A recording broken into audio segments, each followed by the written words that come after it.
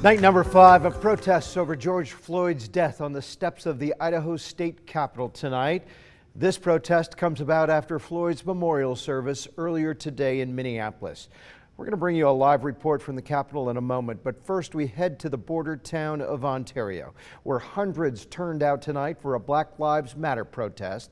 The group first lined the sidewalks and waved signs at passing cars, many receiving honks of support.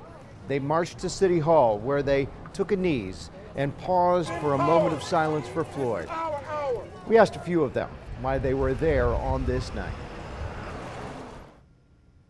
It's very valuable, and especially here in Ontario, in such a small town that's relatively off the radar. I think it's a very important thing that's going to make a great impact in our community. I feel like if a small community like this can come together, other communities can as well. And I'm really glad that organizer Charlie put this together, because this is something we all need. It's more of like a unity of all of us coming together. Is that what it is? And among those who marched tonight in that protest, Ontario Mayor Riley Hill, the mayor showing support for the city's police department, but hopes for even more improvement.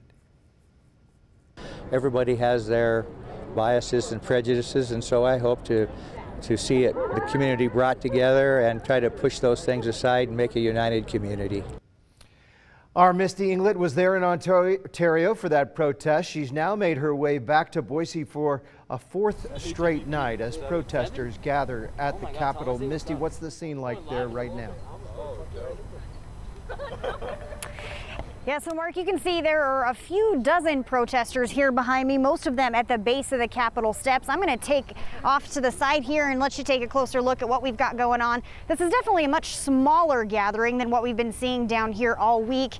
At the base of the steps, you've got the Black Lives Matters protesters, and then over here on the other side across from them, you've got some counter protesters. You can see a couple of Confederate flags, a couple of Trump supporter flags here. You know, things have been pretty peaceful. There hasn't been any contention or arguing amongst those two.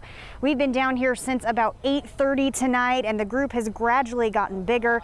Now, one thing that is a little bit different from what we've been seeing all week is, as I mentioned, they're at the base of those steps, and you can see, if you look up to the top there, you can see some Idaho State Police troopers as well as State House security. They are keeping people off of those Capitol steps tonight, mostly because of that vandalism and graffiti that we saw earlier in the day, so they're keeping them down at the base.